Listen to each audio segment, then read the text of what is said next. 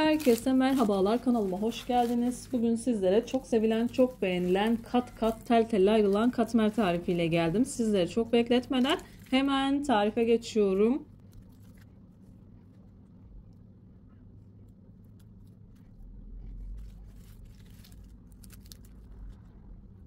Tarifim için ilk olarak yoğurma kabına 3 bardak kadar un aldım. 1 çay kaşığı dolusu tuzumu ekledikten sonra unu ve tuzu karıştırıyorum. Ortasını havuz şeklinde açıyorum. Yaklaşık 1 bardak kadar ılık su ekledim. Yavaş yavaş hamurumu yoğurmaya başlıyorum.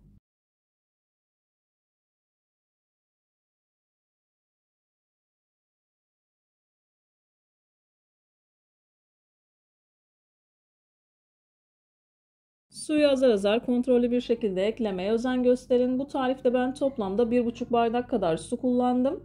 Malzeme miktarını arttırarak daha çok katmer yapabilirsiniz.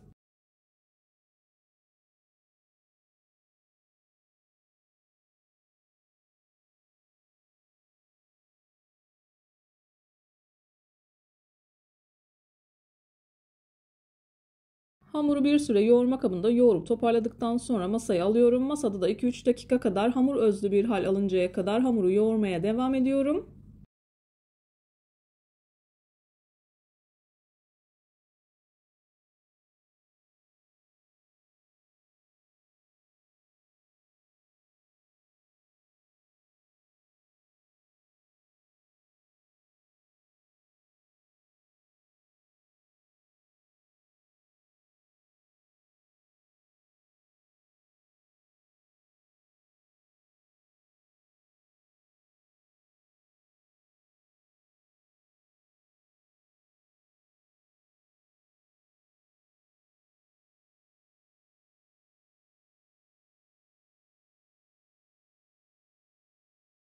Masaya aldıktan sonra 2-3 dakika kadar yoğurmanız yeterli olacaktır. Buzdolabı poşetinin içerisine alıyorum. Yaklaşık yarım saat kadar dinlendiriyorum.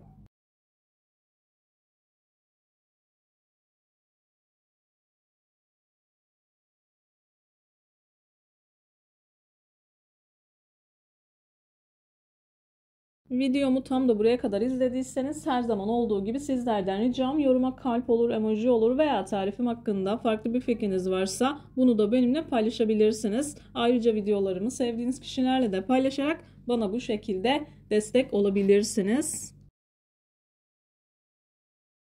Hamurumu yarım saat kadar dinlendirdim. Hamuru tezgaha aldım. Yuvarlak bir forma getirdikten sonra hamur kartı ile 4 eşit parçaya bölüyorum. Hamurumu 4 parçaya böldükten sonra bezelerimi hazırlıyorum. Bezeleri uygun bir tabağa alıyorum. Altını çok az unladım.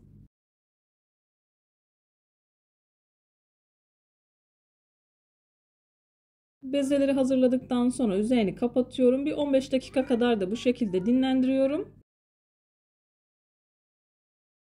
Vaktiniz varsa yarım saat kadar da dinlendirebilirsiniz. Daha rahat ve daha kolay açılacaktır.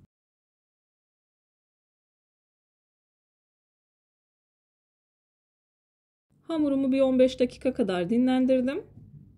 Bir tane bezeyi alıyorum. Oklava yardımıyla açıyorum. Dilerseniz bu aşamada merdane kullanabilirsiniz. Biraz büyüttükten sonra oklava ile devam edebilirsiniz.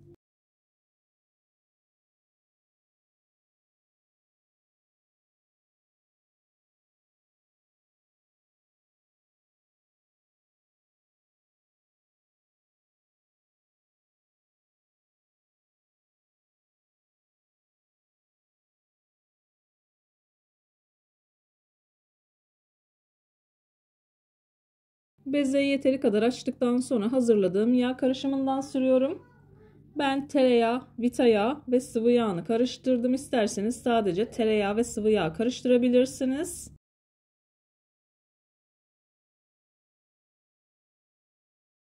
Göz kararı olarak söylüyorum. Yarım çay bardağı kadar sıvı yağ ekledim. 2 yemek kaşığı dolusu tereyağı, 2 yemek kaşığı dolusu da vita yağı kullandım.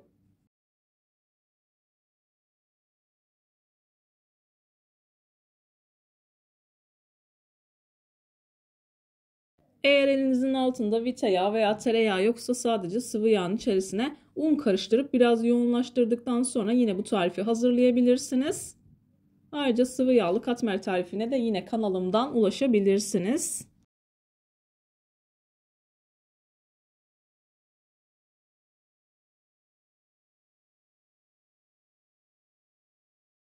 Bezeyi yeteri kadar açtım. Hazırladığım yağ karışımından fırça yardımıyla her yerine gelecek şekilde güzelce sürüyorum. Yağ ılıkken kullanıyorum. Hafif yoğunlaşmış olması gerekiyor.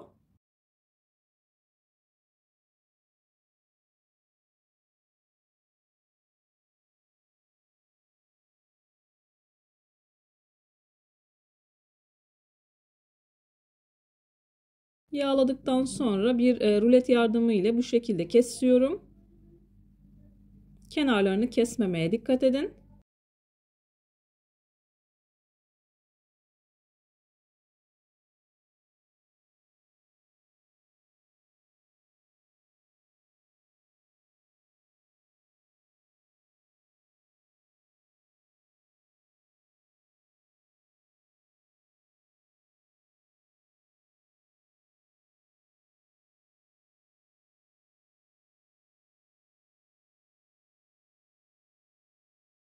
Videoda görüldüğü gibi katlayıp kenara alıyorum. Hepsini aynı şekilde hazırlıyorum. İçerisindeki katı yağ tamamen donduktan sonra açmaya başlıyorum. Bir 15 dakika kadar bekletmeniz yeterli olacaktır. İçerisindeki katı yağ tamamen dondu. Elimle biraz büyüttükten sonra merdane yardımıyla açıyorum. İsterseniz yavaş hareketlerle elinizle de büyütebilirsiniz.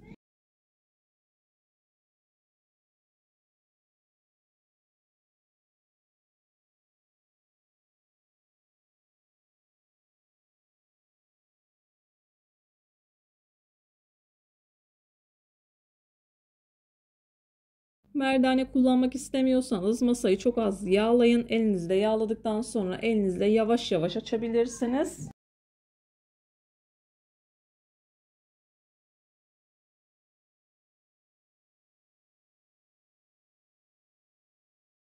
Üç tanesini merdane yardımıyla açtım. Bir tanesini de bu şekilde elimle yavaş yavaş büyüterek açıyorum.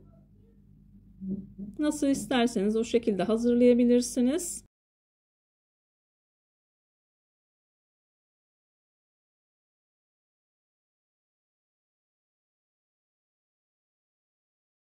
Katmerlerimin hepsini hazırladım. Tavayı ocağın üzerine aldım. İyice ısıttıktan sonra orta ateşin altında bir ateşe getiriyorum.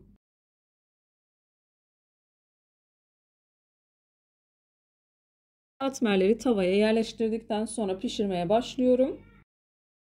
Bu aşamada bazı kısımlarını kesip hızlandırdım. Videonun çok fazla uzun olmaması için ister istemez bu tarz videolar biraz uzun oluyor.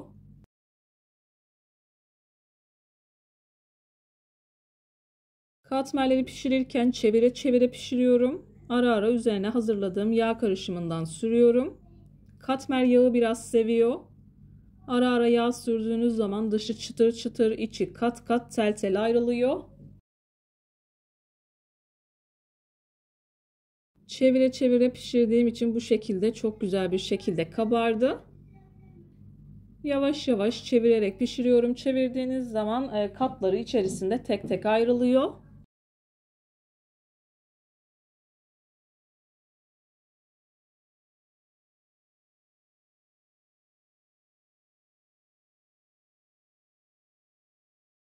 Videolarımda yapmış olduğum tariflerin elimden geldiği kadarıyla püf noktalarını vermeye çalışıyorum. Ama yine de aklınıza takılan herhangi bir şey olursa yorumlara yazarsanız gördüğüm zaman sizlere dönüş sağlarım. Yine aynı zamanda videonun altındaki açıklama kısmına malzeme listesini tam not olarak ekleyeceğim. Dilerseniz oradan da bakabilirsiniz. Katmeri tavadan aldım. İsterseniz bu aşamada biraz yağ sürebilirsiniz. Ben hafif biraz pişirdikten sonra çeviriyorum. Çevirdikten sonra yağını sürüyorum.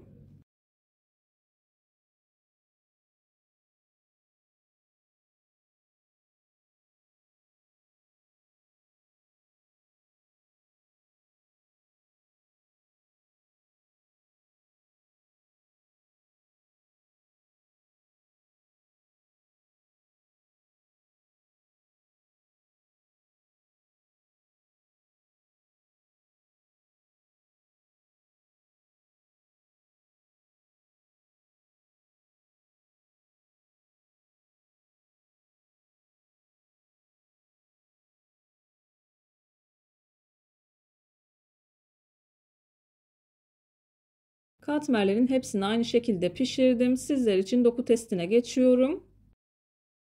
İlk etapta çıtırtısını dinletmek istiyorum.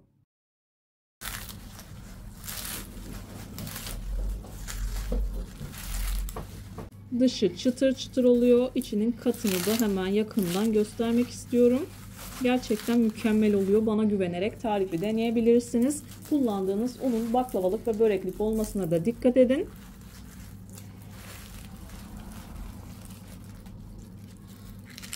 Baklava yufkasından bile daha ince oldu. Sizler de ayrıntılı bir şekilde görüyorsunuz. Videomu beğendiyseniz beğenmeyi, videoyu sevdiğiniz arkadaşlarınızla paylaşmayı, kanalıma hala abone değilseniz kanalıma abone olmayı, bildirim zilini açmayı lütfen unutmayın. Kendinize ve sevdiklerinize çok iyi bakın. Hoşça kalın. Allah'a emanet olun.